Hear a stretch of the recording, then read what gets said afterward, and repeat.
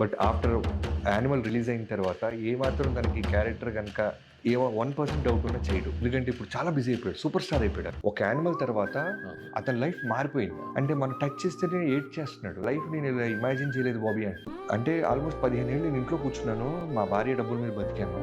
నా పిల్లడు ఓ రోజు అంటే పక్క రూమ్ నుంచి విని నాకు చచ్చిపోవాలనిపించింది. నాన్న ఇక పని చేయడమ్మా అని కొడుకు తల్లితో మాట్లాడుతున్న మాట విన్నాడంట. అంటే వాడు చూడలేదు, వాళ్ళ ఫాదర్ ఒకప్పుడు once is a super star, వాడు పుట్టలేదు. వాడికి ఏజ్ వచ్చేసరికి వాళ్ళ నాన్న ఇంట్లో కూర్చుంటున్నాడు.